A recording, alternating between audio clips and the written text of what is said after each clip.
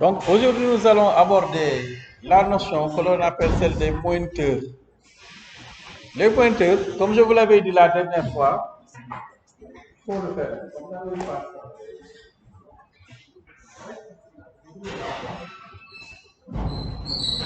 Voilà, donc, pour la notion de pointeur, je vous disais la dernière fois que depuis le premier cours de programmation, presque on vous a parlé de la notion de pointeur, mais implicitement, puisque nous avons commencé par vous exposer ce qu'est une variable.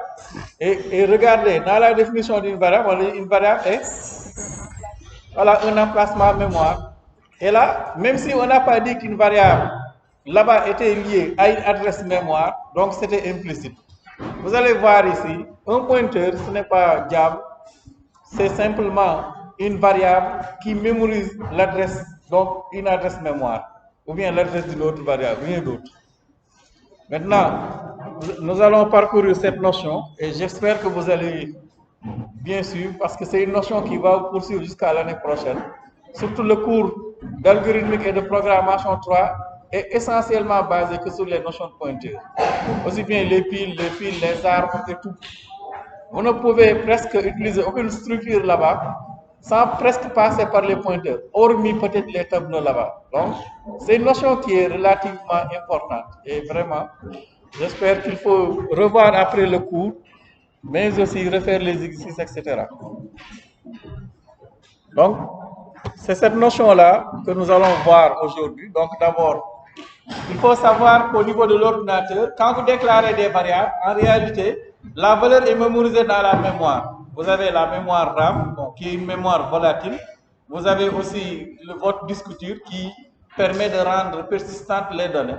Et quand vous mémorisez quelque chose dans la mémoire RAM, quand vous éteignez l'ordinateur, vous revenez, bon, vous n'avez rien du tout. Donc, au niveau de la mémoire de l'ordinateur, il y a ce que l'on appelle des cases mémoire. Et les cases mémoire portent simplement des numéros. Et à chaque fois, en réalité, que vous déclarez une variable, c'est simplement que la variable porte le nom de l'adresse où l'on va mémoriser quelque chose. C'est comme si on avait voilà, des armoires avec plusieurs cases, comment on les appelle encore, hein? Casiers, voilà, qui sont numérotés, simplement. Et là, pour travailler, on mémorise simplement l'adresse où l'on stocke quelque chose. De ce fait, quand on a besoin de récupérer la valeur ou de manipuler cette valeur, donc on va simplement aller à cette adresse-là. Donc, vous avez plusieurs adresses, voilà, qui sont numérotées. Il y a plusieurs numéros qui sont gérés par le système d'exploitation. Vous ne numérotez pas. Et chaque adresse porte donc au contenu une valeur. La valeur peut être de type entier, de type réel, de type chaîne de caractères, de type tableau, etc. Passez par derrière. Donc, les variables, en réalité, sont simplement des noms symboliques, voilà, qui sont donnés à des cases mémoire. Normalement, quand vous allez compiler en réalité votre programme et travailler, la variable sera uniquement remplacée par l'adresse. En fait, c'est avec les adresses qu'il va travailler. Mais nous, il est difficile, par exemple, pour nous, de manipuler le programme en remplaçant, par exemple, x par y, etc. En réalité, par exemple, quand vous déclarez une x, donc une variable de type entier est déclarée ici, et la variable porte simplement ici. C'est un nom donc, qui se réfère à une case mémoire qui porte un numéro. Et ce numéro-là, c'est ce qu'on appelle l'adresse de la variable. Si vous venez désormais, si vous venez en retard, passez par derrière. Si vous venez en retard, il faut passer par derrière. Sur la porte interne. Donc, par exemple, ici, lorsqu'on déclare deux variables x et y, donc là, ce que le système d'exploitation va simplement faire, c'est affecter, il y a une liaison, donc une table des adresses, quelque part, qui va permettre d'affecter l'adresse d'une case mémoire à x. De ce fait, à chaque fois que vous allez dire que j'utilise x, lui, il va se référer à l'adresse que vous avez donnée. C'est comme vous, peut-être symboliquement, votre numéro de carte d'identité nationale qui vous représente. Voilà. Donc, lorsqu'on déclare ici une variable R aussi, donc une case mémoire sera identifiée et la variable R, le nom va désigner cette case mémoire. Et cette case mémoire correspond à n'importe quelle valeur. Bon. Ce sont des adresses, donc en hexadécimal, 8, 4, 8, 7, 100, bon, il y a des tonnes d'adresses. Voilà. Et là, par exemple, si vous déclarez un tableau, donc la dernière fois, je vous en ai parlé en vous disant qu'un tableau, en réalité, pourquoi à la saisie, il n'est pas obligatoire de mettre un et commercial. C'est simplement que quand vous déclarez un tableau, le tableau porte l'adresse de son premier élément. Voilà. Donc, c'est pourquoi ici, par exemple, lorsqu'on déclare char STF, donc là, il va déclarer une chaîne de casier qui sera mémorisée dans les cases mémoire, donc sur 4 octets. Et ensuite, le reste sur les deux autres lignes. Quand on affecte à X3 ici, il va simplement aller à l'adresse numéro 1000 et stocker 3 là-bas. Si vous stockez dans R25 par exemple, il va simplement, par exemple, ici, regardez R. Si R se trouve à l'adresse 1008, il va aller à l'adresse 1008 et stocker là-bas la valeur. Donc, à chaque fois que vous déclarez des variables, la variable correspond simplement à une case mémoire. C'est ce qu'on avait dit. Une variable est un emplacement mémoire. Voilà, il sert à mémoriser une valeur. Simplement. Donc, maintenant, il y a un opérateur qui permet de récupérer l'adresse d'une variable. Et c'est l'opérateur et commercial. C'est pourquoi on l'utilise dans scanf. En réalité, quand vous écrivez scanf, et commercial A, c'est simplement lui demander d'aller stocker la valeur saisie à l'adresse d'A. Simplement. Donc, par exemple ici, si l'on déclare une variable X qui a pour adresse 1000, quand vous lui demandez d'afficher reste de X, donc et commercial X, il va vous afficher 1000. Pour I, par exemple, si on lui demandait d'afficher l'adresse de I, puisque I est stocké à l'adresse 1004, il va vous afficher et commercial A, donc va vous afficher 2003, va vous afficher plutôt 1004. Voilà. Et quand vous affichez I, vous avez le contenu de la case mémoire qui est 2365. Voilà, etc. Donc, et commercial permet de récupérer l'adresse d'une variable. Et là, ça va venir à l'encontre d'une des règles qui peut-être n'est plus valable à partir de ce moment où je vous disais qu'il ne fallait jamais mettre un et commercial dans un printf. Alors, en réalité, quand vous mettez un et commercial devant le nom d'une variable, au lieu de récupérer la valeur de la variable, vous récupérez son adresse. Voilà, le numéro de la case mémoire où la valeur est stockée. Donc, par exemple, supposons que l'on déclare une variable de type caractère, char, donc ch, qui stocke la valeur A. Donc, si vous lui demandez ici d'afficher, par exemple, C, donc il va vous afficher A. Donc, pour afficher l'adresse est stocké A, on utilise et commercial ch. Donc, l'adresse d'une variable, bon, pour l'afficher, vous pouvez utiliser le format pourcentage P. Pourcentage P est un format qui est utilisé pour afficher les adresses des pointeurs, simplement, les adresses mémoire. Si c'est sur votre téléphone, il va vous afficher 0x quelque chose, donc en hexadécimal. Bon, vous pouvez avoir des affichages qui sont différents en fonction des ordinateurs. Et là, vous avez l'adresse où, par exemple, cette variable est stockée. Donc, CH, la valeur. Donc, l'adresse que désigne CH. Donc, par exemple, ici, au moment où j'exécutais le programme, CH désignait cet emplacement-là, dans le 62F1F. Vous voyez, il n'est pas du tout pratique d'écrire un programme en utilisant ceci. C'est pourquoi on déclare des variables. Et à chaque fois que vous déclarez une variable, la variable correspond à un emplacement mémoire et une adresse.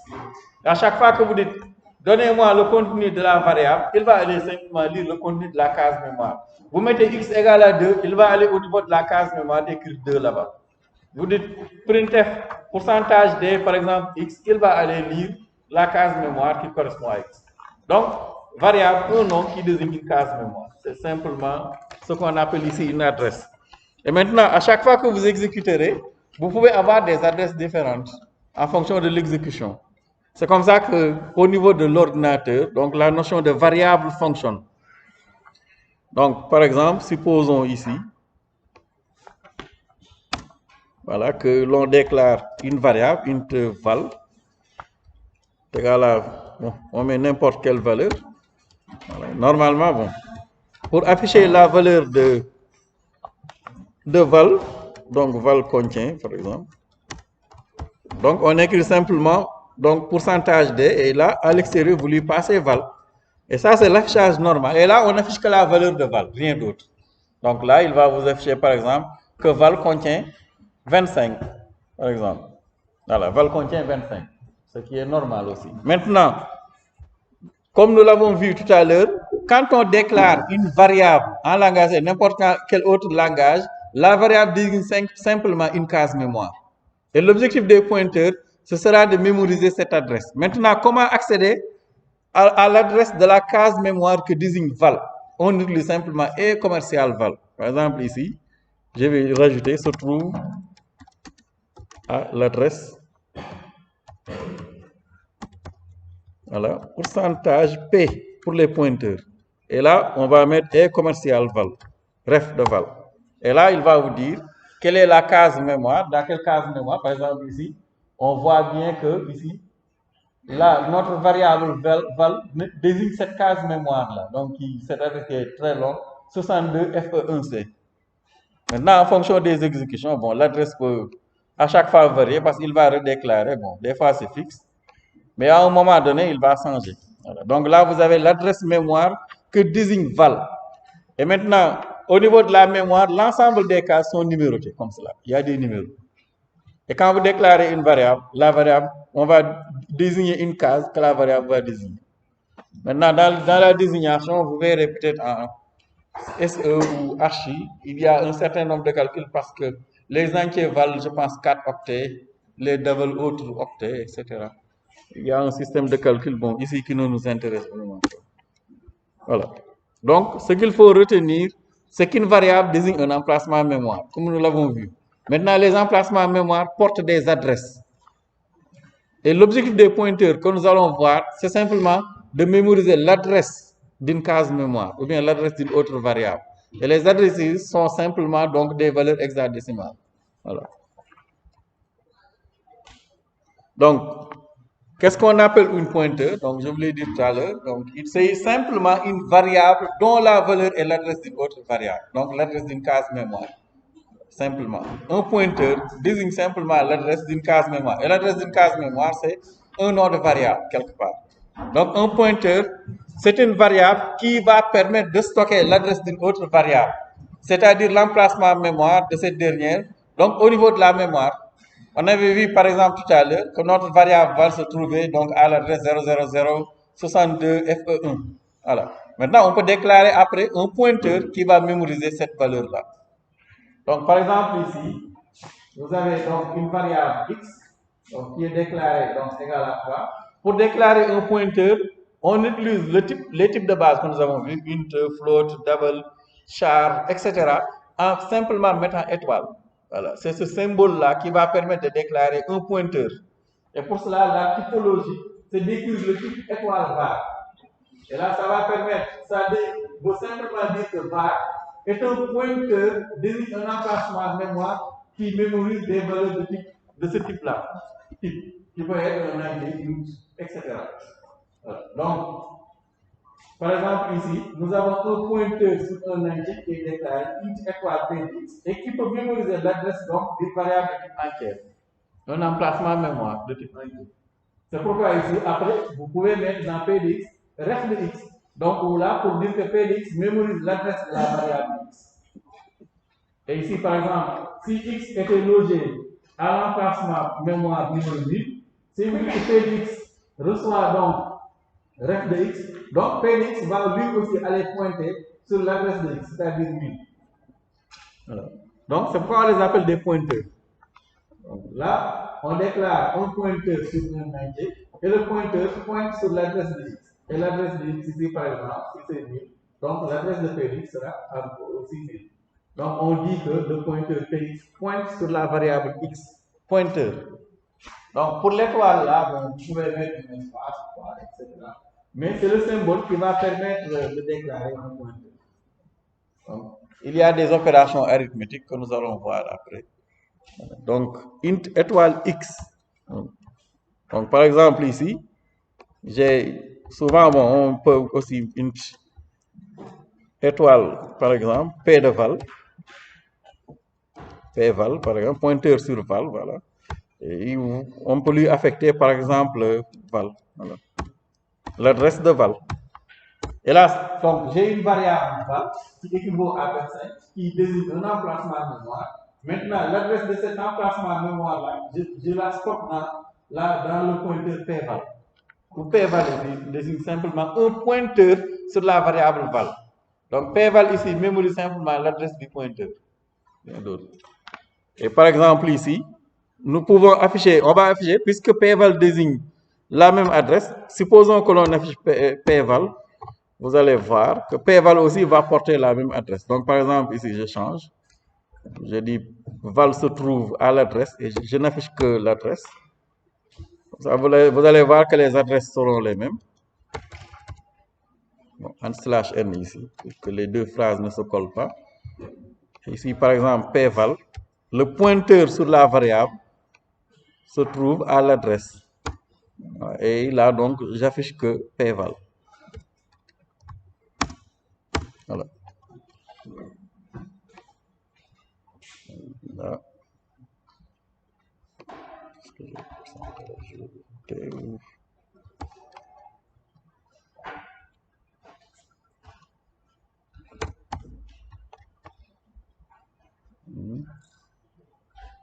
Ah oui, j'en ai mis deux.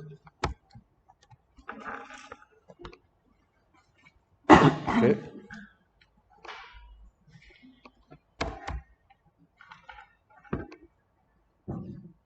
Voilà, vous voyez ici. Donc, pour l'exemple, donc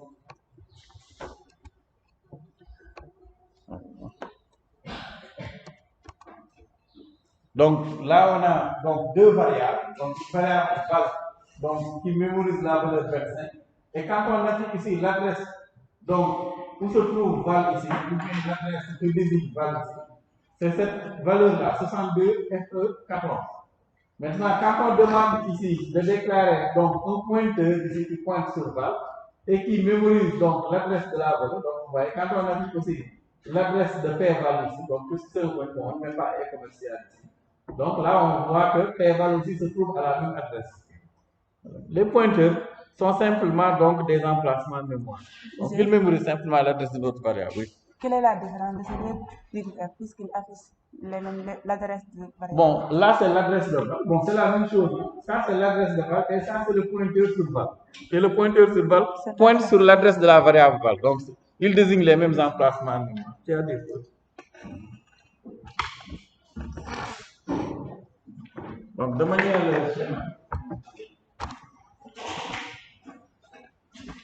donc c'est une variable val ici qui désigne donc un emplacement de mémoire. Et ici l'emplacement de mémoire ici porte le numéro 0000, etc. jusqu'à 62. D'accord, voilà.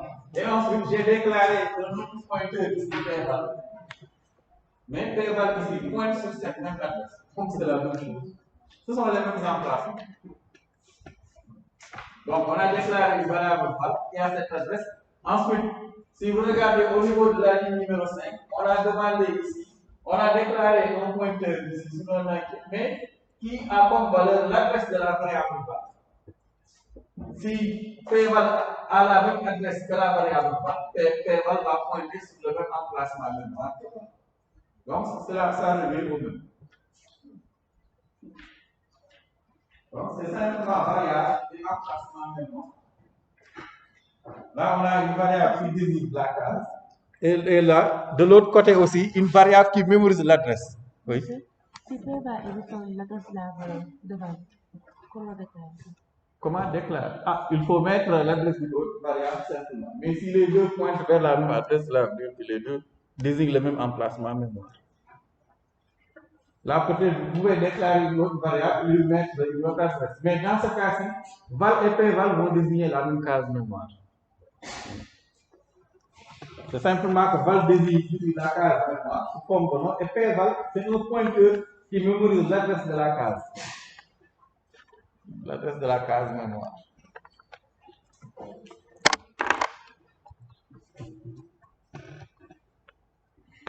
Donc, un pointeur, c'est une variable dont la valeur est l'adresse d'une autre variable. Ou bien un emplacement mémoire, oui. Même chose, il n'y a pas de problème. Là, c'est le contenu. C'est le contenu du casier et l'adresse du casier. Même quoi que vous mettez. Bon, par exemple, si je mets 12, pas de problème. Bon, l'adresse peut changer, parce qu'à chaque fois, des fois, quand vous réexécutez, il change de... Vous voyez donc les mêmes, voilà, vous vous retrouvez avec les mêmes adresses, quel que soit le contenu. C'est comme le contenu de la salle et une variable qui mémorise l'adresse de la salle. Bon, c'est la même chose. Monsieur, est-ce que vous pouvez déclarer d'autres variables pour P de val?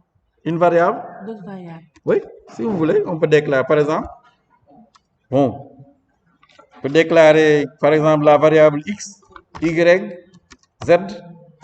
On peut déclarer un autre pointeur, étoile z, qui pointe sur z, etc. Je ne sais pas qu'est-ce que vous voulez que l'on déclare ici. P de val. Pour P de val. Par exemple, faire quoi? Hein? Maintenant là, si on a affecté P de val à une variable, on choisit un x, y, r. Par exemple, ici, supposons que pour changer l'adresse de P de val, on va voir, par exemple, ici dans Z, je vais mettre une valeur, par exemple, je mets 14 ou n'importe quoi. Tout de suite, après l'affichage, je vais changer donc l'adresse de P de val, où je vais dire que P de val ne pointe plus sur l'adresse de val, mais va pointer sur l'adresse de Z. Dans ce cas, P de val va désigner l'emplacement qui mémorise la valeur 14. Par exemple, ici, P de val égale ref de Z. Et là, vous allez voir, si j'affiche l'adresse de Z et bon, si j'affiche à nouveau toutes les valeurs, vous allez voir que P de val ne va plus pointer sur l'adresse de Z. Voilà. Donc là, j'affiche l'adresse de val et à nouveau P val. Et là, vous allez voir que P val va changer d'emplacement. J'ai déclaré deux fois la variable Z. On l'appelle F. C'était juste un exemple. Voilà, vous voyez ici, regardez. L'adresse de P val a changé. Bon, je mets un /n. Ici, /n. Voilà. Donc maintenant, regardons ici avec la nouvelle configuration. Donc au début ici, quand on a effectué les deux premiers affichages, donc on a bien val qui se trouve à cette adresse-là, 62 FE14. Ensuite, à la ligne numéro 6, on lui a dit que P val pointe au niveau de l'adresse de val. Donc c'est pourquoi ici, quand vous lui demandez d'afficher P val, vous avez P val aussi qui pointe donc aussi vers la même adresse, 62 FE14. Bon, si vous affichez à nouveau l'adresse de val, val va toujours pointer à 2 FE14. Mais quand on le dit ici à la ligne 10 que P val maintenant pointe vers l'adresse de Z, donc ici P val va changer d'adresse et maintenant va pointer au 62 FE8. Voilà. C'est comme là où vous habitez au campus et l'adresse de la chambre. Simplement, oui.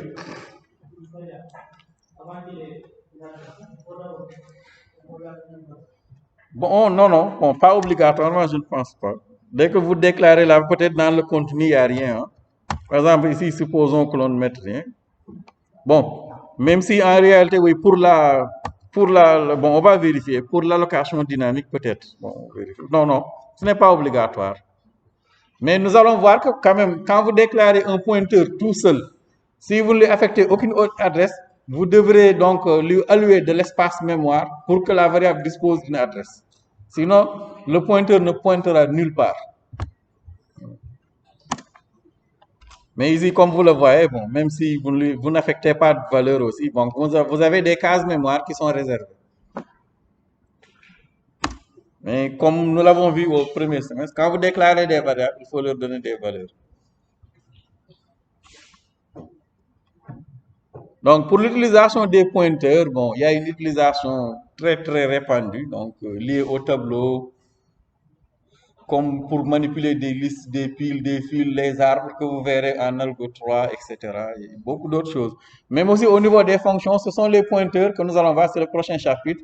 C'est à l'aide des pointeurs que vous pourrez modifier une valeur à l'intérieur d'une fonction. Sinon, quand vous déclarez une fonction, vous faites des modifications dans la fonction. Bon, quand vous sortez, les modifications ne seront pas effectives à l'extérieur. Bon, ça, nous verrons dans le prochain chapitre. Maintenant, bon, quand vous avez un pointeur qui désigne un emplacement mémoire, bon, il y a des opérations qui sont effectuées dessus. On peut récupérer bien sûr l'adresse, c'est ce que nous avons affiché. Mais vous pouvez aussi toujours utiliser l'étoile pour lui demander d'afficher le contenu de l'emplacement mémoire aussi. Et pour cela, on en revient encore à l'étoile là. des fois est un peu bizarre, puisque ici, on se sert de l'étoile pour déclarer le pointeur, mais d'autre part aussi, on peut se servir de l'étoile pour afficher le contenu de la case mémoire, donc sur laquelle pointe le pointeur. Par exemple, ici, quand vous lui demandez d'afficher PDX, donc il vous affiche l'adresse. Mais quand vous lui demandez d'afficher étoile PDX, hormis, pas au niveau de la déclaration, mais utilisé sous forme d'expression à l'intérieur, va désigner simplement le contenu de la case mémoire. Donc, à la déclaration ici, on déclare un pointeur qui peut pointer sur l'adresse d'une variable de type entier, ou bien d'une case mémoire qui mémorise un entier. Mais quand on utilise étoile PDX dans des expressions, c'est simplement pour accéder au contenu de la case mémoire. Donc, par exemple ici, si on avait stocké dans base par exemple une valeur 45, voilà. Si vous écrivez par exemple, vous lui demandez d'afficher une tête, pourcentage P, là, ça va vous afficher par exemple cette case mémoire. Voilà. Mais quand vous lui demandez, on peut utiliser maintenant, pour lui demander d'afficher le contenu, au lieu de passer par la variable, on utilise étoile P val. Et étoile P val va lui permettre de lui demander d'afficher le contenu de la case mémoire, qui est numéré. Ici, le contenu c'est 45. Donc, par exemple, si on lui demande d'afficher le contenu, je dis étoile P. Alors là, ça va permettre d'afficher le contenu, qui est 45. Ici, étoile P va désigner le contenu. Donc, étoile, le nom du pointeur, va permettre de récupérer le contenu de la case mémoire sur laquelle pointe le pointeur. Donc, une fonction pour corriger, c'est étoile P pour déclarer un pointeur. Et à l'intérieur, dans les expressions, lorsqu'on utilise étoile P, c'est pour récupérer le contenu de la case mémoire. Par exemple, ici, donc vous avez X par exemple qui désigne l'emplacement. C'est simplement un exemple. Donc ensuite, nous avons étoile P10 qui est le pointeur ici. Voilà, une étoile P10. Et là, on a à cette ligne-là, dit que P10 pointe donc sur l'adresse de la variable X. Donc ici, donc P10 va désigner aussi l'emplacement ici. Et donc, quand vous lui demandez d'afficher P10, il vous affiche naturellement l'adresse de la variable X. Et étoile PDX désigne le contenu qui est donc 3. Si on met P val, c'est l'adresse. Oui, c'est l'adresse. Et étoile P val, le contenu de la case mémoire. Oui. Pourcentage. Oui, si vous voulez, vous pouvez utiliser pourcentage D. Mais pourcentage P est beaucoup plus conseillé pour les pointeurs. Mais quand vous mettez D aussi, ça passe, vous l'affichez sous forme d'entier. Mais pourcentage P, vous l'affichez sous forme de chiffre hexadécimal. Oui.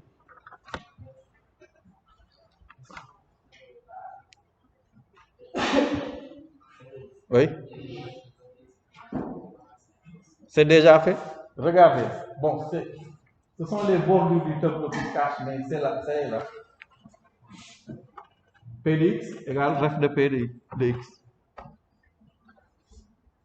Ce sont les bords, ce sont les bordures. La bordure supérieure là, qui cache ça.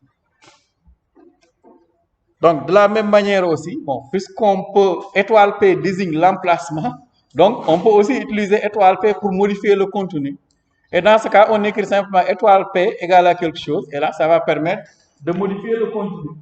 Supposons par exemple ici qu'à un moment donné, alors on a P val qui désigne cet emplacement, que l'on écrit étoile P val égale à 10 par exemple. Là, ça va permettre de lui demander d'aller au niveau de l'emplacement mémoire de 10 P val et de mémoriser la valeur 10. Ce qui va permettre d'aller effacer le 45 et mettre 10 dans la même case, une poste d'adresse. Donc, étoile P va désigner le contenu. Oui. Étoile. Oui. Étoile. P10.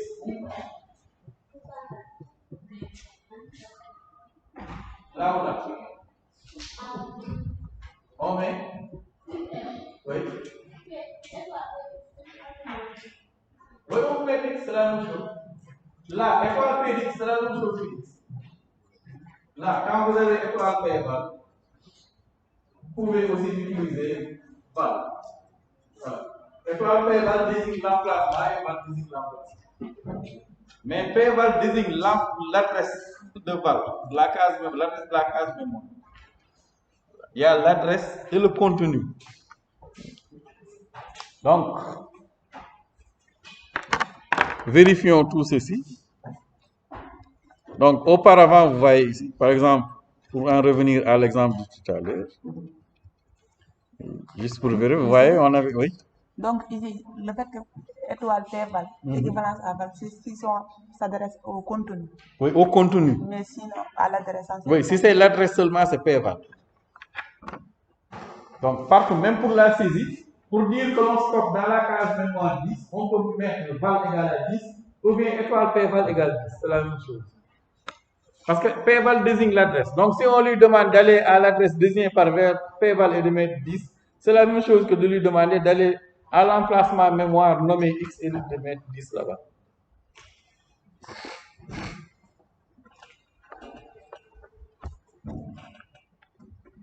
C'est comme si, bon, par exemple, je dis aller au niveau de l'adresse de l'université de Thiès et mettre là-bas un bâtiment. Ou bien aller au site VCN et mettre un bâtiment. Bon, donc ça revient au même. Bon, c'est l'université qui est désignée ici. C'est simplement l'emplacement et l'adresse. Voilà. Et cette différence-là, il faut vraiment la comprendre. Oui. Égal. Oui, c'est pour dire, là, j'ai combiné déclaration et affectation de valeur. Faites attention, quand on met type étoile, un nom de pointeur, là, on déclare un pointeur. C'est pas la même chose. Par exemple, si on avait maintenant enlevé, si j'avais enlevé le type, là, je me retrouverai avec le contenu. Par exemple, pour séparer les deux, on écrit ceci. Bon, je les ai contractés, mais on pouvait aussi écrire ceci. P val, voilà, égale ref de X. Voilà. Et là, on sépare les deux. Vous pouvez les combiner sur une même ligne. Mais en réalité, les deux lignes veulent simplement dire ceci. Là, j'ai déclaré un pointeur sur un entier. Et ensuite, le pointeur sur un entier pointe sur l'adresse de val. Et désigne l'emplacement mémoire. Pointeur, il va pointer sur une adresse mémoire. Et là, je lui fais pointer sur la même adresse que l'adresse désignée par val. C'est simplement que j'ai contracté mon déclaration et initialisation. Et ça revient au même, oui. En bas, étoile P val. Non, non, parce qu'ici, j'affichais là, ici. Non, là. Non, non, non. Si vous mettez étoile P val, là, vous lui dites de stocker dans la case mémoire l'adresse de val. Si vous voulez le faire, mais c'est pas. Si vous mettez étoile P val, vous allez lui dire allez à la case mémoire désignée par val et stocker ici l'adresse même de la case. Donc, attention, c'est différent. P val ici, c'est l'adresse. Vous lui dites donc de mémoriser dans P val l'adresse de val. Mais si vous mettez ici étoile P val, vous allez dire que dans le contenu ici, à la place de 10, mettez-moi 0006214. L'adresse. Voilà. Donc, si vous écrivez étoile P val, par exemple ici, voilà, étoile P val, bon, mais il faut que val pointe d'abord sur cette adresse-là. Bon, on va voir. Bon, là même il se. Parce que P val ne pointe nulle part. Par exemple, je lui fais pointer, donc dans la même case, on fait ici, il n'y a pas encore d'allocation en mémoire. Voilà. Oups. Bon, il est un peu perturbé. Bon, le contenu peut-être ici de. Je vais afficher val. Val contient pourcentage de. Bon, même si c'est une valeur en hexadécimal, hein. Vous voyez? Oups. Qu'est-ce que j'ai? Bon. Le souci avec les pointeurs, les ordinateurs deviennent rapidement fous. Donc vous voyez ici, si à la place de ce qu'on avait mis tout à l'heure, vous lui dites ici, étoile P val reçoit l'adresse de la variable val. Vous voyez maintenant le contenu de val. C'est simplement cette adresse-là en format hexadécimal qui a été donc converti en pourcentage, en entier. Donc il ne contient plus la valeur 12. Donc là, vous lui dites que P val pointe, comme ici, vers la même adresse que val. Et que donc, puisque P val contient 12, étoile P val normalement vous renvoie 12. Mais quand vous lui dites ceci, par erreur peut-être, que étoile P val contient l'adresse de la variable, il va aller stocker dans la variable val. Là où, donc l'emplacement désigné par val, l'adresse mémoire de la case mémoire. Donc c'est pourquoi ici, quand vous êtes chez val ici, vous n'avez plus 12, mais sur 640 000, etc. qui correspond à cette valeur-là à hexadécimal. Donc attention à ces confusions entre int étoile P pour déclarer un pointeur, étoile P utilisé à l'intérieur et commercial, le nom d'une variable. Bon, on peut aussi mémoriser l'adresse d'un pointeur, comme vous l'avez vu. Donc attention à bien distinguer la valeur du pointeur aussi et la valeur pointée par le pointeur. Donc la valeur d'un pointeur et donc l'adresse. La valeur pointée par le pointeur pour la case mémoire. Par exemple ici, on a deux variables i et j. Donc quand on les déclare, supposons que i se trouve à l'adresse 1000 et j 1004. Donc on a deux pointeurs, étoile P1, étoile P2. Où là, on a P1 qui pointe sur l'adresse de j, P2 qui pointe sur l'adresse de j. Voilà, donc P1 qui pointe sur l'adresse de j et P2 sur l'adresse de j. Donc, si vous lui dites là que étoile P2 égale étoile P1, là vous lui dites que maintenant, je vais mettre dans le contenu pointé par P2 le contenu qu'il y avait dans P1. Et le contenu qu'il y avait dans P1, c'est qui? Je ne peux pas vous retrouver partout avec 3. Maintenant, quand vous lui dites maintenant que P2 égale P1, là vous allez changer l'adresse ou pointer P2 pour que P2 pointe vers la même adresse que P1. C'est ce qui est désigné par là. Donc, attention, bon, vous pratiquerez cela dans les PD, TP. Bon, au début, cela peut sembler très déroutant. Hein? Il suffit de comprendre le concept. Donc, ce qu'il faut avoir compris et ce qu'il faut retenir pour le moment, là, dans ces parties-là que nous avons vues, par exemple, si l'on déclare une variable x, ensuite un pointeur qui pointe vers la même adresse que l'emplacement désigné par x. Bon, quand vous affichez x, vous mettez pourcentage de x. Alors, vous pouvez aussi afficher l'adresse donc que désigne x en affichant p de x. Pour le contenu, c'est étoile p de x. Maintenant, sur une variable, comme cette variable-là, x signifie, quand vous écrivez x quelque part, sauf la déclaration, vous allez simplement dire, comme en algo 1, programmation 1, que je veux la valeur de la variable x, simplement. Par exemple, ici, quand on lui demande d'afficher val, là, il va afficher 10. C'est le contenu. Maintenant, quand on met et commercial x, là, on veut l'adresse de l'emplacement désigné par x. Voilà, c'est l'adresse donc à laquelle se trouve x, simplement, que désigne x. Maintenant, pour un pointeur comme p de x ici, là, comme vous l'avez vu tout à l'heure, p de x ici, donc à l'adresse qui pointe sur l'adresse de x, comme p val ici qui pointe sur l'adresse de val. Donc là, quand vous utilisez p de x, voilà, cela veut simplement dire que vous voulez donc la valeur de p de x, c'est-à-dire donc l'adresse de la case mémoire sur laquelle pointe le pointeur p de x.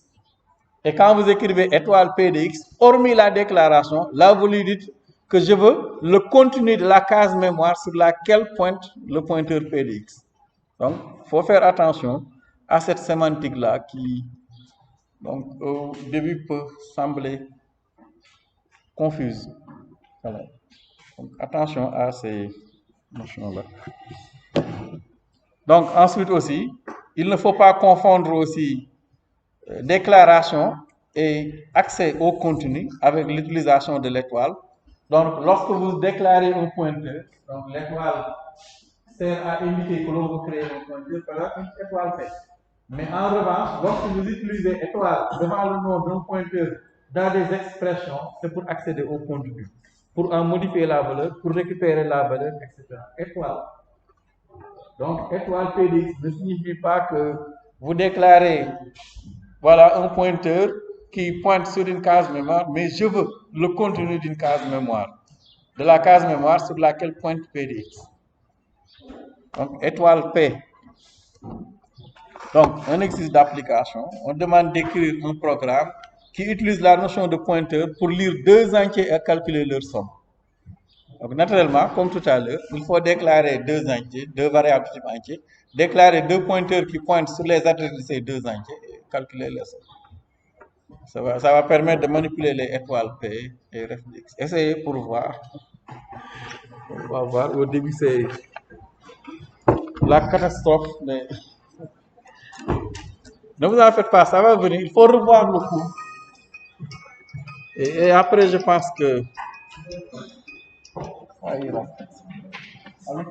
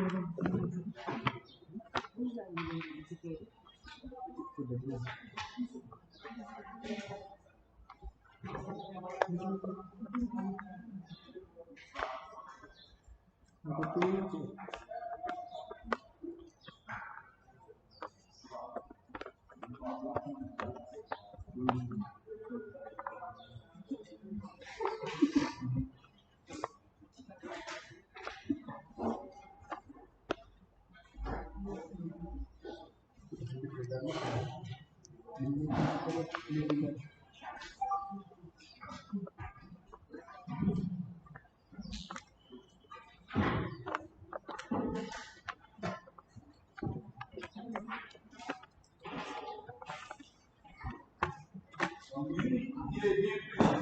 pour avoir déclaré deux points de vue entiers, on dit que ça marche. Une étoile. Si vous mettez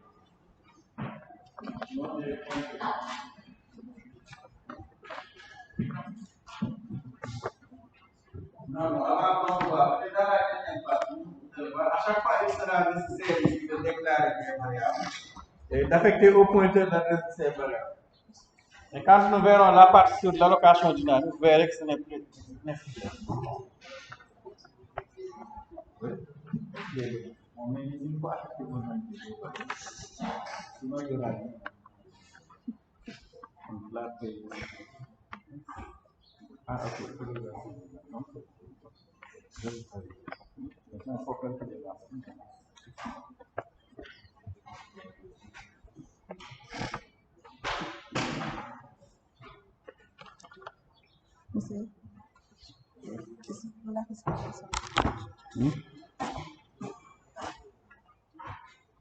Et commercial, parce que là, tu utilises les variables Si c'était les pointeurs, on n'aurait pas. Oui. Oui.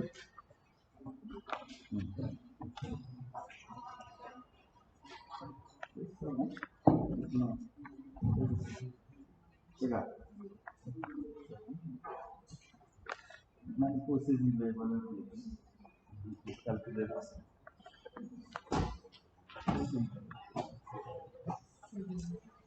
On peut le faire de deux manières différentes.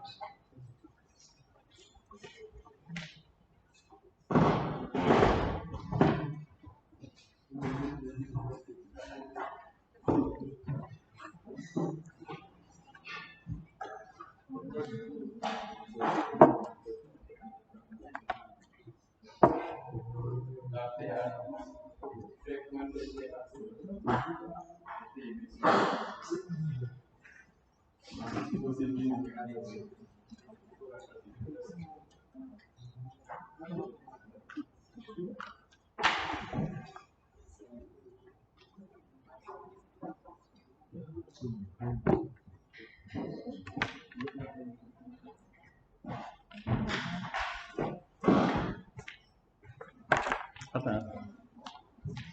Donc ici, il me faut deux variables A et B. Donc A, on désigne un emplacement. Donc B qui est une variable. Ensuite, il me faut le pointeur PA qui va pointer sur l'adresse de A. Et PB que je vais faire pointer sur l'adresse de B. Ensuite, je vais maintenant calculer les sommes. Donc, pour dire que PA pointe sur l'adresse de A, on met PA égale l'adresse de A.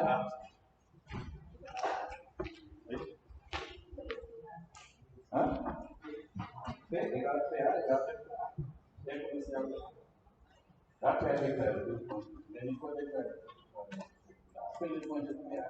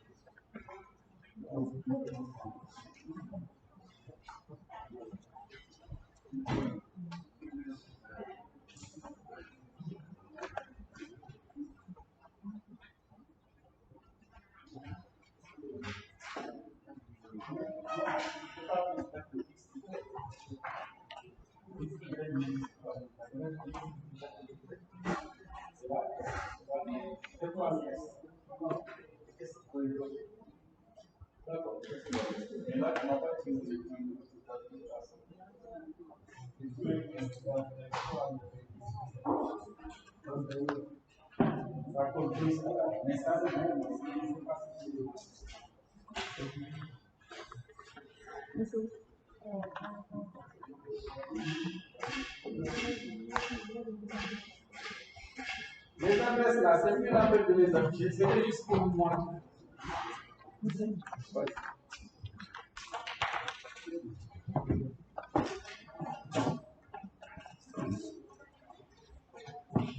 valeur x plus y. Ok. Et là, bon. On avait demandé de calculer la somme en utilisant les points. Là, tu utilises des variables. Donc, il faut mettre S égale étoile de Px plus étoile de Py. Comme ça, on reste dans, même si ce n'est pas faux. Voilà, ça. Normalement, tu le mets là. Et puis, HS. Et là, tu n'affiches plus pas avec pourcentage D, mais pourcentage P, mais D. Ah, ok, d'accord. Les adresses, c'est plus là. D'accord, tu peux l'afficher là. Ah, mais l'adresse ici, c'est pas étoile PDX, étoile PDX. Ça, c'est le contenu X, PDX, le contenu. Ça, c'est la somme. L'adresse ici, c'est P commercial de X. Ça, voilà, ça, tu le ramènes ici. Étoile PDX. Et puis, en caractère plus gros, parce que ce sont des.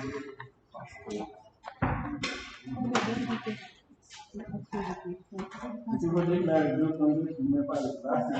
Le seul point que tu peux mettre par le.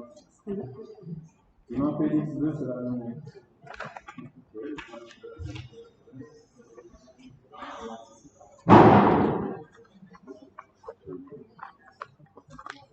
Là, peut-être, bon, utilise les valeurs. Étoile.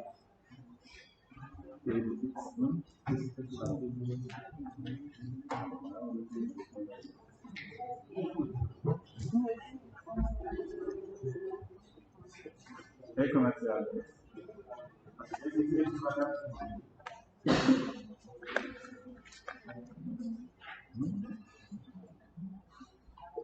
Mais le problème, c'est que tout point pays, nulle part. Il faut que le pays pointe vers la. Donc, après, par ici, mettre le pays et commercial. Et pays égale commercial. Non, pays et pays non. Et là, on pourra utiliser le système. Mais avant, sinon, pays et pays ne n'existent pas.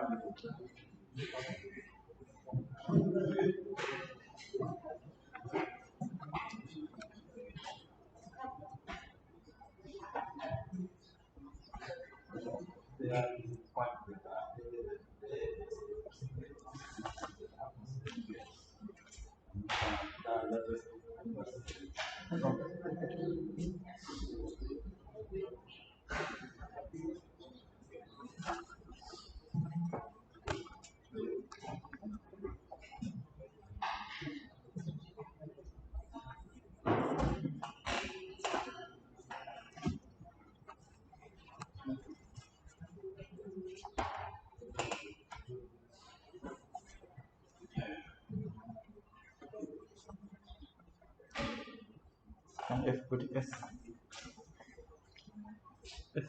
Sépare les. Pour éviter de faire les éléments, si vous le prenez en séquence de secondes.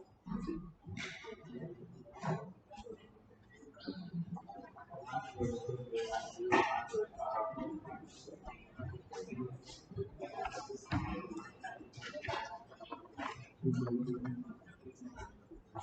faut changer le message aussi.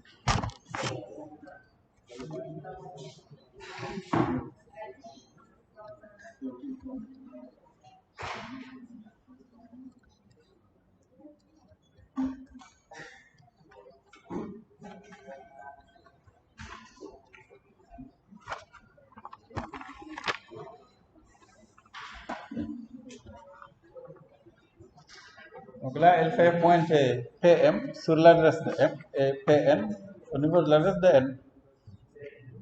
Ensuite, elle saisit M, ensuite N. Donc, ce qui veut dire que bon, les emplacements désignés par PM et PN aussi vont contenir les valeurs saisies pour M et N. M et N, ce sont les noms des cases, et PX, PY, les adresses des cases. Nom et adresse.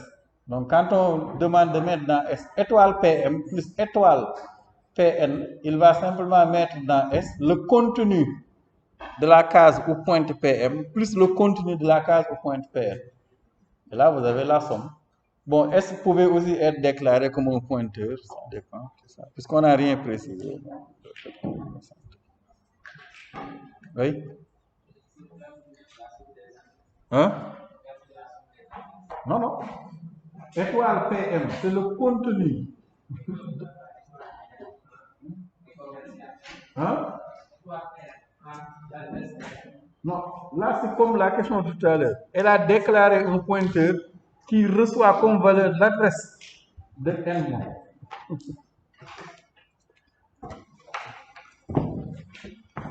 Attention, ça c'est une déclaration d'initialisation de la valeur. On a déclaré un pointeur PM sur un indice, mais le pointeur pointe sur l'adresse de N. Si ça vous séparez les deux, vous déclarez d'abord une étoile PM. De l'autre côté, la ligne suivante, vous mettez PM égale E commercial M. Ça, c'est bon. Ça, c'est la même chose écrite sur deux lignes différentes. Une étoile PM et ensuite PM égale à E commercial sur deux lignes différentes. C'est la même chose. Là, on déclare d'abord le pointeur. Et ensuite, on dit que le pointeur pointe sur la piste d'air. Ou bien aussi, vous contractez les deux et vous écrivez une étoile PM égale à PM. Maintenant, ici, quand on met étoile PM, c'est le contenu de la case mémoire désigné par PM. Et là, le contenu étoile PM ici, c'est le contenu de la case mémoire au point PM, le pointeur PM. Par exemple, ici, on a M, une case mémoire. Ensuite, on a M, une autre case mémoire, donc il peut compter une adresse de mémoire, n'importe quoi. Ensuite, par exemple, juste des adresses. Et là, on a un pointeur PM qui pointe vers cette adresse. Et PM qui pointe vers cette adresse. Donc, quand vous écrivez ici étoile PM, il va nous faire le contenu qui a été saisi pour M et le mémoriser ici, plus le contenu qui a été saisi pour M et mémoriser à l'adresse. Donc, ça aussi, c'est la même chose qu'écrire que S égale à M plus M. Mais on a demandé d'utiliser les pointeurs et pas les variables. C'est pourquoi ceux qui l'ont écrit, je dis que c'est pas faux, mais c'est pas ce qui a été demandé. On a demandé d'utiliser les pointeurs. Bon, même chose ici, on pouvait aussi déclarer nos pointeurs sur la variable S pour la somme et écrire étoile PS égale à étoile PM plus étoile PM. Et dans ce cas ici, on écrit étoile PS égale à reste de S. Et là, vous aurez un pointeur PS qui pointe sur l'adresse désignée par la variable S. Donc, je vous ai présenté les deux solutions dans le support de cours. Là, vous voyez cette fois-ci, donc c'est la même solution, mais j'ai déclaré un pointeur étoile PS ici, étoile PS, donc mémorise l'adresse donc désignée par la variable S. Et là, on saisit donc. Donc, pour la saisie aussi, donc là, vous pouvez saisir directement la variable M. C'est la même chose aussi que saisir en utilisant PM. Donc, par exemple, ici, pour la saisie, vous voyez, j'ai mis scanner pourcentage des PX. Voilà. Et donc, puisque PX c'est RefX, c'est la même chose. Écrire PX ou RefX, ça revient au même. Et là, la valeur saisie sera mémorisée à l'adresse, donc, où pointe le pointeur PX. Là aussi, pourcentage D, donc pas de E commercial. Si vous mettez E commercial, vous aurez l'adresse d'une adresse. Il ne faut pas entrer dans ce détail-là. Donc, devant les pointeurs, ne mettez pas de ref.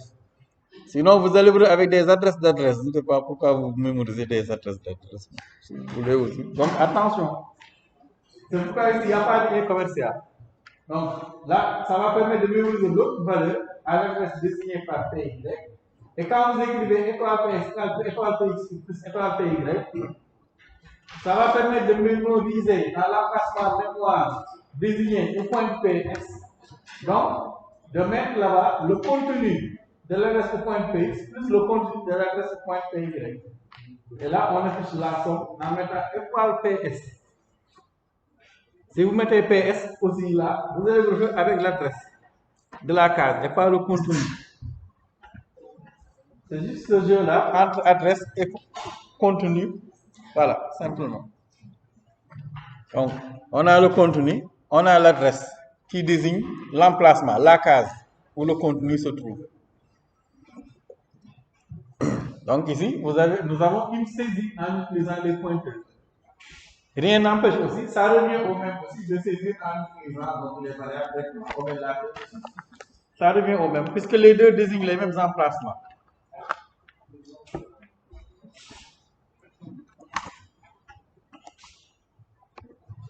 Donc, vous avez la même version ici, mais cette fois-ci, pour la saisie, on a utilisé directement CY, comme elle l'a fait. Ça revient au même, parce que ref de x, l'adresse de x, c'est simplement px ici, avec l'affectation.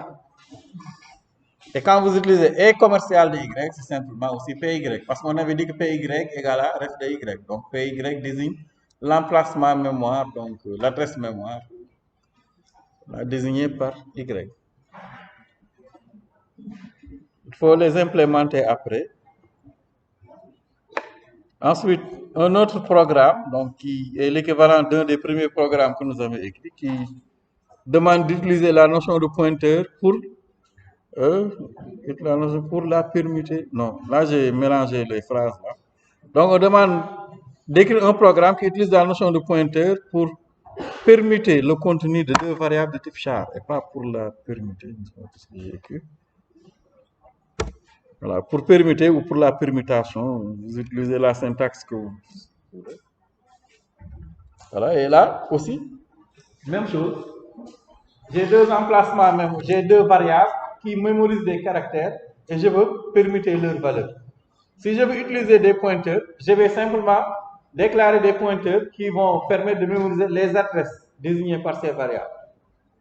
Et donc, on a déclaré deux variables de char et vous avez deux pointeurs sous des caractères, étoile P CH1, étoile P CH2, et une variable temporaire. Comme tout à l'heure avec la somme, vous aurez pu aussi, si vous voulez, déclarer TMP et PTMP qui est un pointeur sur TMP. Ensuite, PCH1 pointe vers la même adresse que, donc, à l'emplacement mémoire désigné par CH1. PCH2, ligne numéro 5 ici, qui porte l'adresse, donc, désignée par la variable CH2. Ensuite, on saisit la première valeur, donc PCH1, ou bien GetS PCH1, ou bien aussi, bon, tout ce que nous avons, GetChar, ou bien aussi vous utilisez pourcentage C et commercial CH1, c'est la même chose. Bon, GetChar ici, c'est pour simplement les problèmes de tampon, les anti-slash et l'actuel. Ensuite, on saisit la deuxième valeur. Ensuite, on procède à la permutation. Donc, avant permutation, on a CH1 et CH2. Et là, on permute. Donc, TMP ici étant de type char, pour mettre dans TMP le caractère CH1, on utilise étoile PCH1. Si vous ne mettez pas l'étoile, vous allez mémoriser dans TMP l'adresse de la case mémoire désignée par CH1. Donc, TMP égale étoile PCH1 va permettre de mémoriser dans TMP la valeur qui a été saisie. Donc, CH1. Même chose ici. Ensuite, on commence la permutation en remplaçant ce qu'il y avait dans CH1 avec le contenu saisi pour CH2. Et ensuite, on met dans CH2 le contenu de TMP. Donc, étoile PCH1 égale étoile PCH2. Étoile PCH2 égale TMP. Ce qui permet de procéder à la permutation. Bon, si on le simule, donc si on simule, j'ai simplement deux variables, CH1 et CH2, qui sont des cases. Ensuite, je déclare comme des pointeurs pour l'envoi des points de nulle part.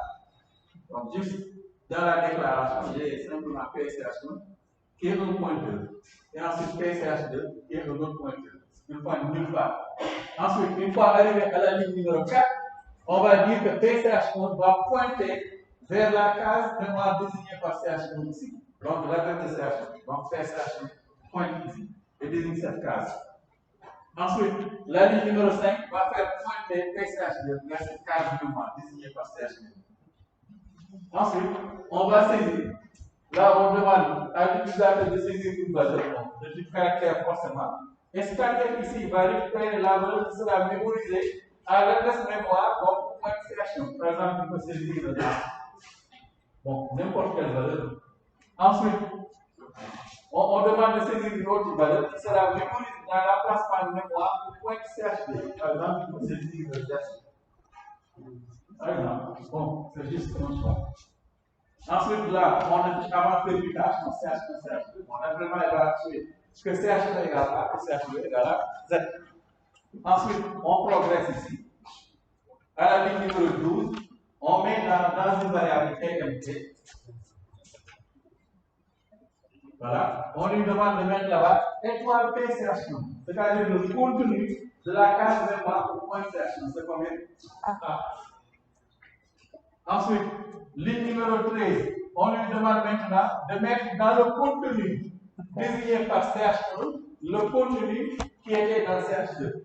Donc, on va mettre ici dans le étoile PCH1 qui désigne le contenu étoile PCH2. Donc, on va mettre ici. Voilà. Ensuite, on lui demande de mettre dans le contenu du point CH2 le contenu de TMP. Donc, il va mettre ça ici. Et là, donc, la permutation effective. Donc, contenu et adresse. Contenu et adresse uniquement. C'est juste des cases avec des variables qui mémorisent l'adresse de ces cases. Oui. Oui. Non, non. Si vous mettez étoile PCH1, là, vous dites ce n'est plus une adresse, mais c'est le contenu de la case.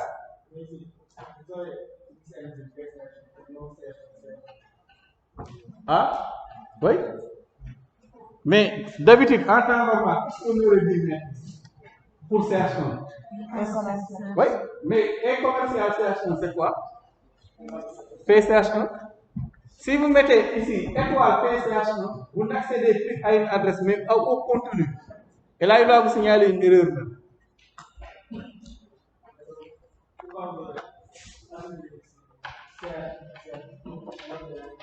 Avec? Non, si, il y a quelque chose, on a saisi ici. Là, quand vous saisissez, là, on lui demande d'aller avec scanner, d'aller stocker la valeur saisie à l'emplacement mémoire désigné par le point d'utilisation. Donc, il va aller mettre ici A. Si on saisit A. Avec saisir scanf, pourcentage C et commercial CH1, c'est la même chose que P, mettre scanf P CH1. Parce que P CH1 désigne l'adresse. L'adresse de CH1. Et E commercial CH1 désigne l'adresse de CH1. C'est la même chose.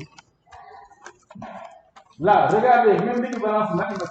Normalement, on aurait dit écrit ici, reste de CH1. Mais reste de CH1 égale PCH1. Donc, c'est la même chose. C'est simplement ici que la variable PCH1 désigne l'adresse de la case mémoire désignée par CH1.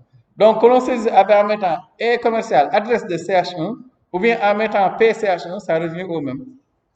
C'est à cause de cette affectation. Si on n'avait pas effectué cette affectation-là, ça ne marcherait pas.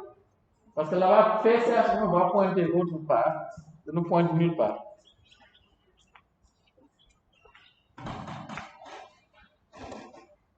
Maintenant, pour les tableaux, bon, pour en rajouter, bon. Donc, une variable de type tableau. Donc, un tableau, nous avons vu, c'est une variable qui permet de mémoriser à la fois plusieurs valeurs. Ici, la seule nouveauté, c'est, je vous en ai parlé au niveau du dernier chapitre. En réalité, quand vous déclarez un tableau, le tableau porte simplement l'adresse de sa première valeur, T de 0. C'est simplement. Le nom du tableau désigne simplement l'adresse donc de la première case du tableau. Donc, une variable de type tableau est un pointeur sur le début du tableau en mémoire. C'est pourquoi quand vous affichez l'adresse de la première case et quand vous affichez aussi donc le tableau, l'adresse du tableau, vous allez tomber donc sur la même valeur. Par exemple ici, supposons que l'on déclare un pointeur ici, étoile donc IP. Ensuite, on a un tableau de 4 int, donc tableau normal, qui est initialisé avec 3, 2, 4. 3, 2, 4. Si vous dites que maintenant IP reçoit TVL, là ça revient simplement à dire que IP reçoit donc l'adresse de la première case du tableau. Et donc IP va aller pointer donc vers l'adresse de la première case du tableau. C'est pourquoi ici, puisque le tableau commence ici, à partir par exemple de l'adresse 1004, vous avez 3, 2, 4, 1. Donc l'adresse de la première case c'est 1004. Si vous lui dites que IP égale à TB1, il va simplement mettre dans IP l'adresse de la première case qui est 1004. C'est pourquoi vous retrouvez avec 1004 ici. Pour la variable IP. Pour le pointeur. Est-ce qu'on veut que IP soit égal à 4? Que IP Soit égal à 4. Ah, vous lui affectez 4. Et dans ce cas, c'est l'adresse 4. Maintenant, il reste à savoir l'adresse 4 désigne quoi. Si vous mettez IP égale à 4, vous demandez à IP d'aller pointer sur la case mémoire numéro 4, qui a l'adresse 4. Donc, attention à cela aussi. Bon. Souvent, on n'affecte pas des adresses, mais on désigne l'adresse d'un emplacement mémoire ou d'une variable qu'on a déclarée. Là aussi, attention, des fois, vous allez voir un programme, vous pouvez pointer quelque part qui peut faire des dégâts au niveau de l'ordinateur. Il y a des cases, il ne faut pas les lire. Même quand vous essayez, on vous interpréter la case. On va vous afficher peut-être des fois segmentation fault. Il y a des erreurs classiques qu'un jour ou l'autre vous obtiendrez. Donc ici, quand on affiche ici, donc, si vous regardez là, quand on affiche donc TBL de 0, donc ici, donc, il va vous afficher 3, donc, parce que c'est le contenu qui est à la case numéro 0. Si vous lui demandez d'afficher étoile IP aussi, il va vous afficher 3. C'est parce que étoile IP pointe vers l'adresse donc de la première case du tableau. Vous lui demandez aussi d'afficher étoile TBL, donc puisque TBL, ici, le tableau a la même adresse que sa première case, il va vous afficher 3. Vous lui demandez aussi d'afficher IP de 0, comme on le faisait de manière classique, il vous affichera 3. Parce que l'ensemble de ces cartes-là désigne les mêmes emplacements. Donc, un tableau, comme nous l'avons vu, est une variable qui permet de mémoriser plusieurs valeurs. Mais un tableau est aussi un pointeur. Et le tableau a la même adresse que l'adresse de sa première case, simplement. Donc, écrire T, voilà, étoile TBL, le tableau, revient simplement à écrire TBL de 0. Donc, un tableau a la même adresse que sa première case de mémoire. Donc, voici un exemple, juste pour illustrer. Donc, ici, vous avez un tableau qui contient les valeurs 10, 25, moins 4, 82. Bon, on pouvait aussi mettre d'autres valeurs, les saisir, etc. Donc là, vous voyez, quand on affiche l'adresse du tableau, avec pourcentage P, en affichant, vous voyez, on a donc l'adresse du tableau qui a cette adresse 62 FE10. Maintenant, regardez, quand on affiche donc l'adresse de la première case du tableau, vous allez tomber sur la même valeur. Ce qui illustre le fait, ce qu'on avait dit tout à l'heure, que le tableau désigne, le nom du tableau désigne simplement l'adresse de la première case du tableau, uniquement. Ce qui veut dire que, par exemple, pour accéder maintenant à tab de I, on peut simplement écrire étoile tab plus I. Donc, exemple, peut-être ça pourrait poser des questions. Par exemple, je déclare un tableau, bon, une table. Bon, je l'initialise. Bon, on peut aussi saisir des valeurs.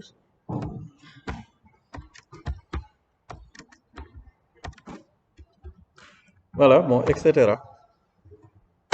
Voilà, donc par exemple, ici, supposons que l'on affiche tab.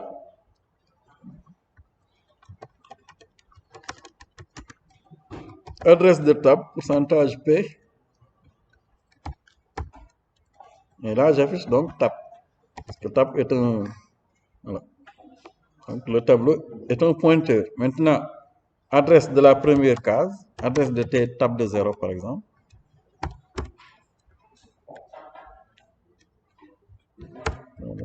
Là, par exemple, ref de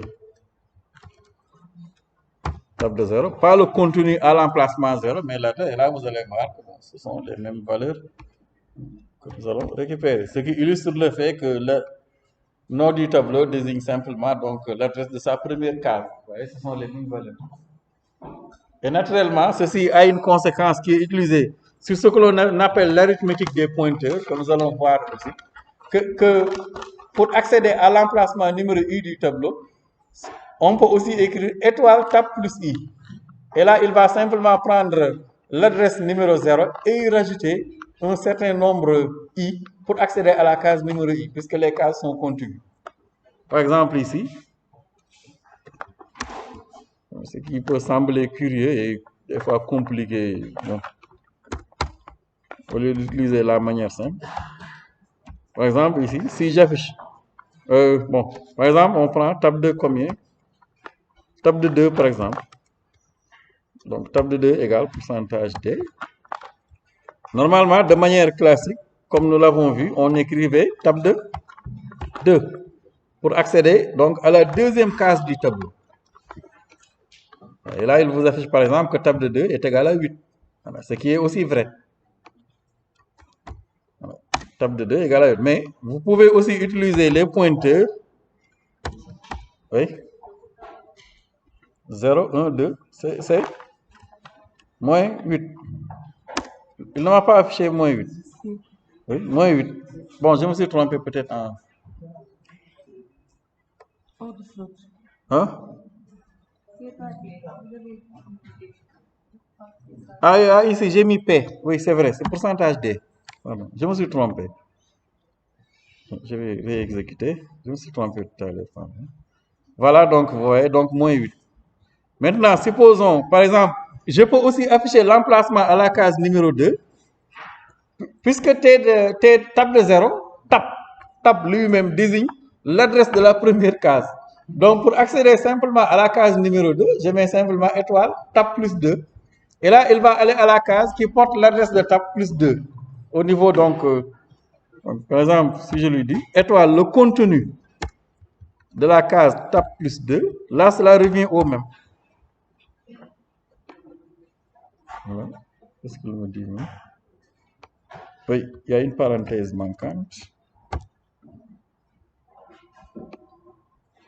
Voilà, vous voyez, si je lui demande donc d'afficher table de 2 aussi, vous pouvez l'afficher de la même manière en utilisant étoile, tab plus, donc i. Bon, la première écriture est beaucoup plus simple, mais cela s'utilise aussi. Là, c'est simplement l'adresse de la première case plus 2. Et là, il va avancer, à partir de l'adresse de la première case, il va avancer de 2 cases supplémentaires et donc tomber sur la troisième case. Donc, cela revient au même. Voilà.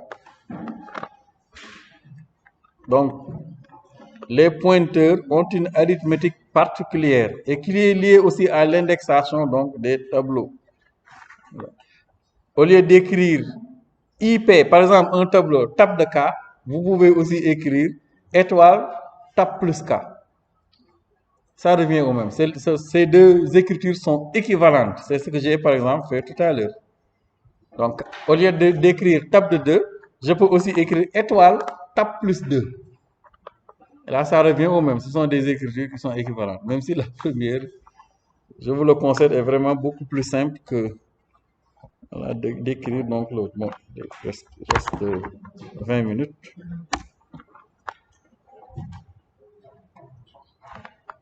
Voilà, bon. Là aussi, toujours sur l'arithmétique des pointeurs. Donc, vous voyez ici, donc, pour afficher à l'emplacement la valeur qui se trouve à l'emplacement numéro 2, on peut aussi écrire étoile TBL plus 2. Puisque IP pointe sur l'adresse de la première case, donc IP de 3 aussi va désigner donc la troisième valeur du tableau, ou bien étoile IP plus 3. Tout ça, ce sont des équivalences et qu'il faut essayer d'incorporer petit à petit. Donc le cours, comme je le répète encore, il faut le revoir encore. Je vous mettrai la vidéo sur YouTube.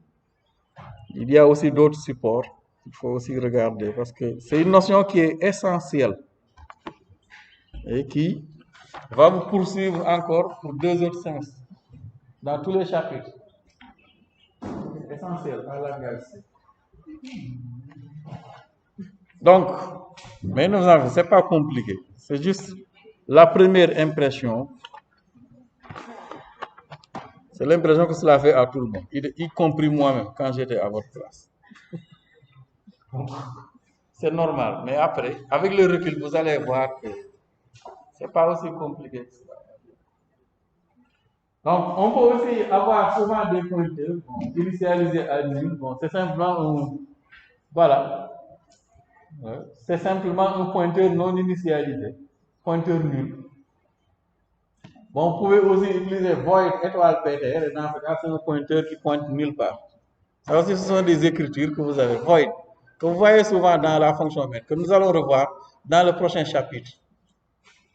Bon, ce sont des écritures que vous pouvez retrouver.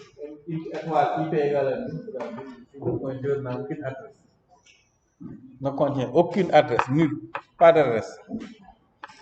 Donc là, vous verrez surtout dans les fils et les arbres.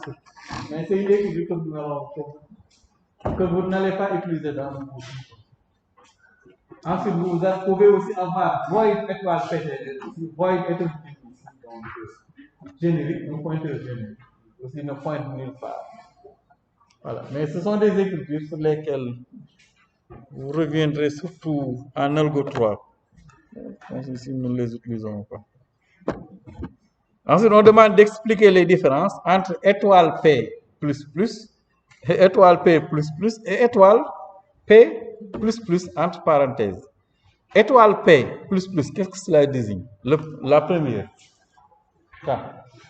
Selon vous. Oui, P est un pointeur, mais étoile P désigne quoi? Non? Le contenu où pointe P. Donc, le premier désigne simplement, donc quand on a P seulement, c'est le pointeur. Maintenant, quand vous mettez étoile P, puisque là nous sommes dans une expression, pas une déclaration, c'est le contenu de la case mémoire où pointe P. Donc là, on incrémente simplement le contenu donc, de la case mémoire où pointe P. Cela désigne rien d'autre. Hein. Donc, on a étoile P qui désigne le contenu de la case mémoire où pointe P. Et ensuite, on récupère ce contenu avec étoile P que l'on incrémente. C'est la même chose que étoile P++. Là, c'est le contenu de la case mémoire désignée par P. Ensuite, post-incrémentation. Donc, les deux écritures là se valent. Maintenant, attention, quand on écrit étoile P++ entre parenthèses, là, c'est autre chose. Voilà, là, on incrémente. Là, c'est l'adresse de P que l'on incrémente. On va à la case suivante et on récupère son contenu. C'est ce que ça signifie. Donc, attention. Là, on récupère ici le contenu de P, mais ensuite, P va pointer sur la case suivante. Bon, là, c'est le système de post-incrémentation. Par exemple, si j'ai P qui désigne cet emplacement, on a P qui désigne cet emplacement. Par exemple, si le niveau de la case est 1000, voilà. Quand vous écrivez, par exemple, supposons que l'on ait 4 dedans, si vous dites étoile P++, là, il va récupérer donc le contenu 4, donc il va affecter peut-être à une valeur avant de mettre 5 ici. Donc, on incrémente le contenu. Là aussi, même chose. Mais quand vous écrivez le contenu de P++, bon, il va d'abord vous récupérer les 4, mais ensuite va faire pointer P sur la case. Donc, avec cette adresse plus 1, P va venir pointer là. 1001. Donc là, on incrémente l'adresse. Tandis que là, on incrémente le contenu. Donc attention, incrémentation du contenu de la case mémoire désignée par le pointeur et incrémentation donc, de l'adresse. Quand on met là, le pointeur entre parenthèses. Donc les parenthèses, comme dans les expressions que nous avons vues dans notre programmation, ont leur importance et permettent de lever des ambiguïtés éventuelles, s'il y en a. Donc là, on demande d'écrire un programme qui remplit un tableau d'entiers et calcule la somme de ces éléments en utilisant un pointeur pour son parcours. Donc là aussi, bon, il faut déclarer un tableau. Ensuite, il faut saisir les éléments. Là, ce qu'il faut se souvenir, c'est qu'on a dit que tab et tab de 0 désignent la même adresse. Simplement. Donc, pour cela, donc, même processus qu'avec les tableaux. on a défini ici bon, le nombre d'éléments maximum donc, du tableau, 1000 par exemple. Vous pouvez mettre d'autres valeurs, juste pour déclarer le tableau. Donc, table de max. Ensuite, on a demandé à l'utilisateur le nombre d'éléments. Bon, vous pouvez aussi le mettre dans un do while pour qu'il ne saisit pas plus de 1000, pour connaître le nombre de valeurs à saisir. Ensuite, vous avez une boucle. Bon, cette boucle-là qui change, avec ici un pointeur. Regardez ici, int étoile P, où P ici va désigner l'adresse de la case numéro 0. Et vous avez une boucle qui va boucler à partir de la case, l'adresse de la case numéro 0 du tableau, jusqu'à l'adresse de la case numéro n-1, tab plus n. Normalement, en algo 1 ou on aurait dû écrire for i égale à 0, i inférieur à n i plus plus. Mais ici, on parcourt en utilisant les adresses. Bon, ça, c'est si on le demande. Mais si on ne le demande pas, utilisez la manière simple que nous avons vue. Voilà, ensuite, donc, pour chaque élément ici, on saisit P. Et quand on saisit P, donc, P va permettre de saisir en même temps, puisque P pointe vers l'adresse de l'élément numéro 1, donc va permettre de saisir l'élément numéro 1. Bon, vous pouvez aussi écrire et commercial, table I, si vous avez le I aussi, pour les numéros des cases séquentielles. Donc, pour calculer la somme, donc on a une variable somme ici. Et vous avez la même boucle, et à chaque fois, on met la somme ici, étoile P, donc successivement. Il va permettre de calculer la somme de l'ensemble des éléments du tableau qui est affiché ici. Et ici, la différence ici, comme nous l'avons vu, c'est simplement la manière de parcourir le tableau. Et là, cela se justifie du fait que les éléments, les cases du tableau sont séquentielles. Et quand vous avez la main sur l'adresse de la première case, vous pouvez, donc en incrémentant par pas de passer aux cases suivantes. Donc, au début, donc P va pointer sur l'adresse de la case numéro 0. Ensuite, on récupère une valeur que l'on mémorise là-bas. Ensuite, P++ va permettre de déplacer le pointeur pour qu'il pointe sur la deuxième case du tableau. Ensuite, on saisit, on met une valeur là-bas. Donc, si on avait un tableau avec des adresses,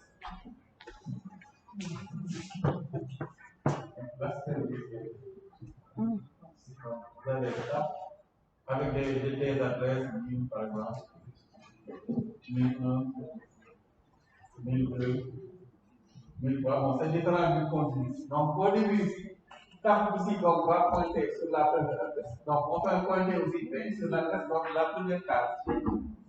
Donc, au début ici, P égale à 4 va faire pointer le pointeur sur l'adresse de la première case. Donc, P c'est égal à 10.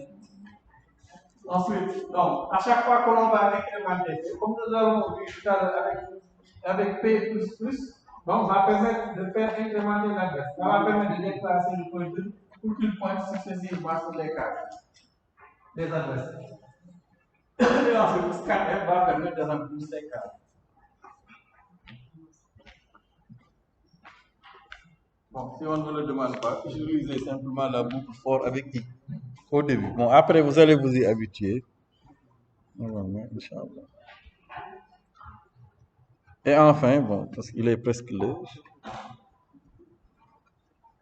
Donc, pour les tableaux multidimensionnels aussi, attention ici, bon, les tableaux multidimensionnels n'ont pas de sens avec les pointeurs puisque les cases sont continues.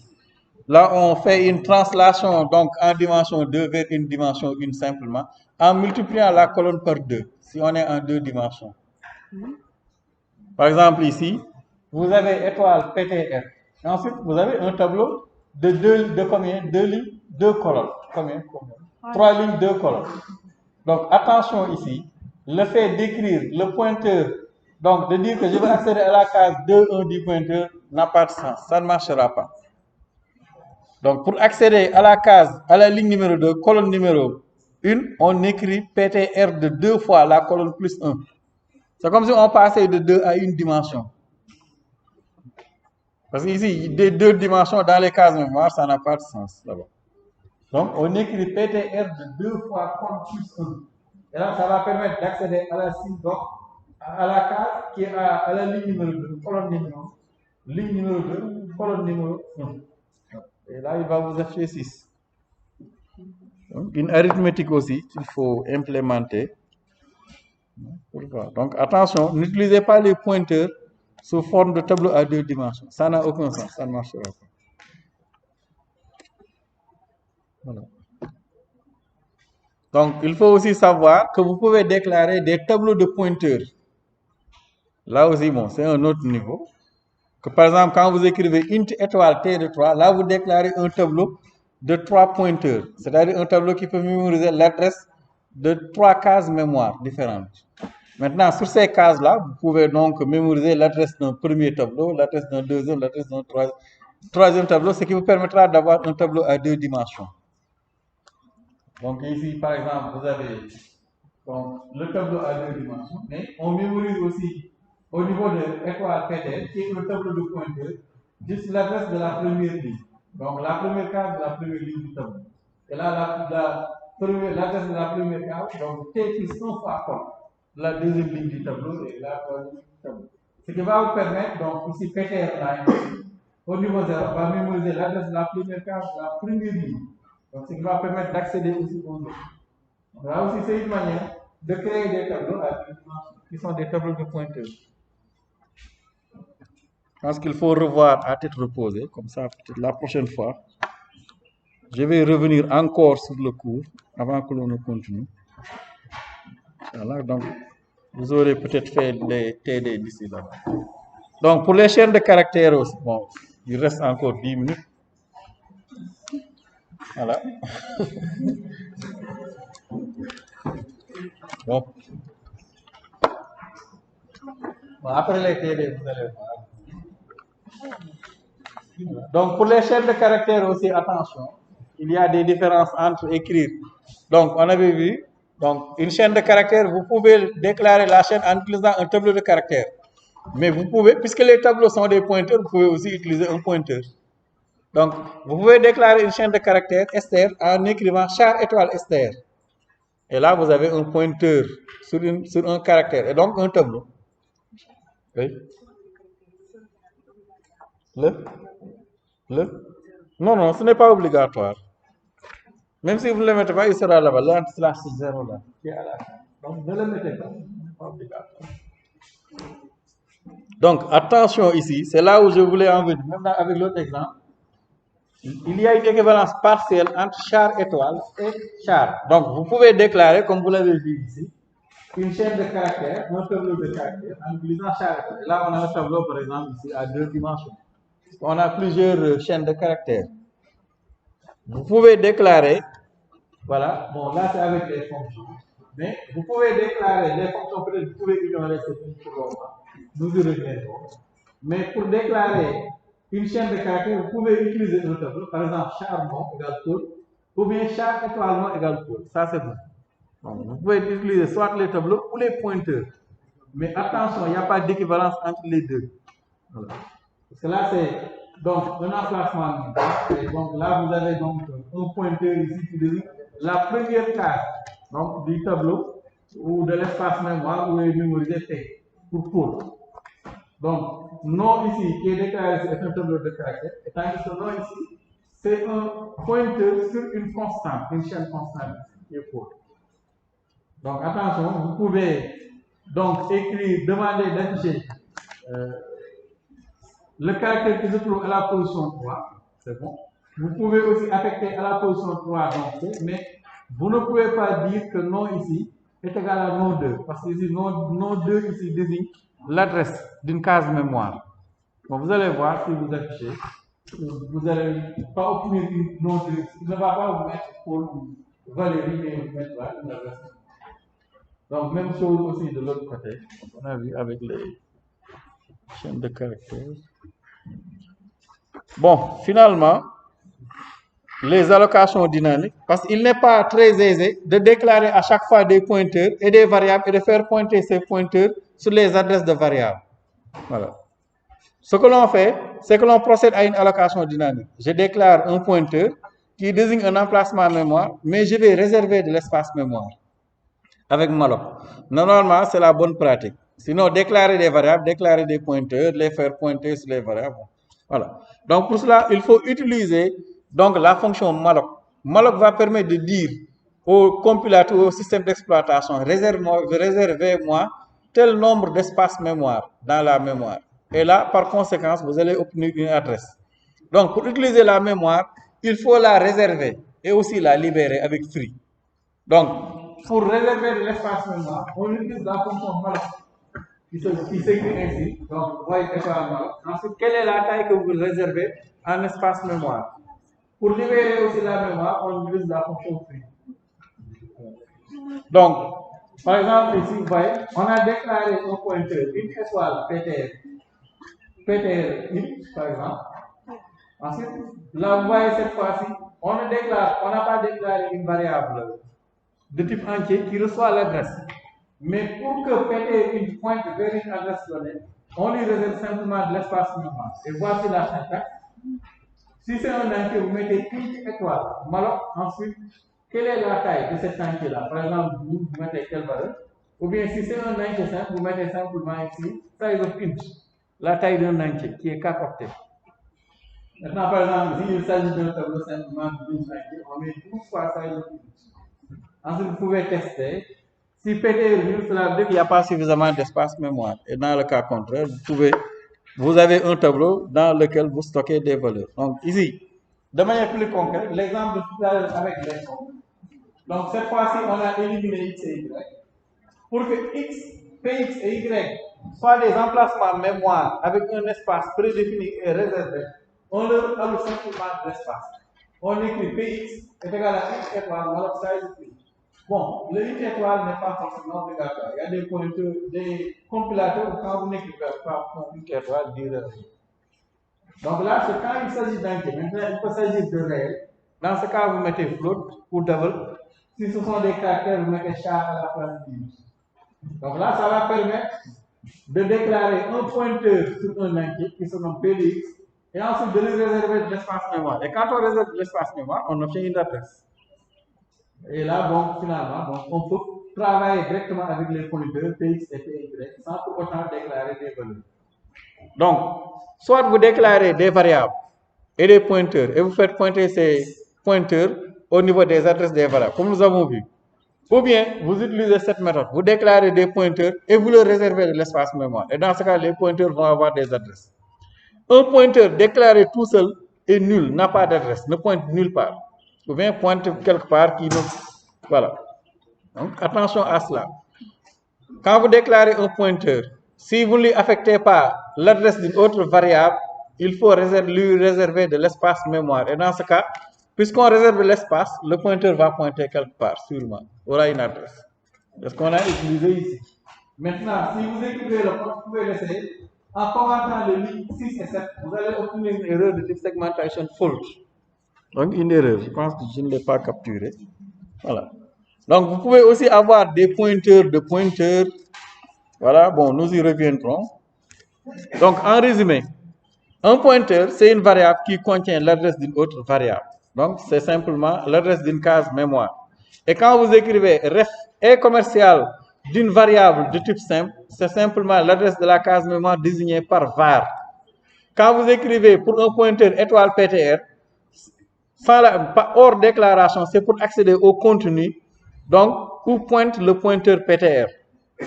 Quand vous écrivez aussi PTR plus i, là vous allez prendre l'adresse de la case mémoire où pointe PTR et vous allez i case après cette case-là, donc PTR plus i. Et les pointeurs aussi permettent aux fonctions de retenir des valeurs de plusieurs valeurs. Nous y reviendrons dans le prochain chapitre. Retenez aussi que les pointeurs permettent d'allouer dynamiquement et de libérer donc de la mémoire et donc voilà de déclarer des tableaux. Donc voilà pour un chapitre qui est parmi les plus importants de ce semestre et sur lequel il faut vraiment consacrer du temps. Revoyez le support. Si vous avez des questions pour la prochaine séance, nous pourrons y revenir. Je pense que je vais revenir sur le chapitre avant que l'on ne continue. Mais faites gaffe, ce chapitre-là va vous poursuivre jusqu'à la fin du cours d'Algo 3. Tout le cours d'Algo 3 utilise des pointeurs. Donc c'est une notion que vous devez comprendre. Si vous ne le comprenez pas, là vous êtes vraiment mal barré. Je ne dirais pas mal barré, mais ça va vous poursuivre. Donc, revoyez le cours. Si vous avez des questions, nous pourrons y revenir à la séance prochaine, Inch'Allah. Ok, et bonnes vacances de fin d'année.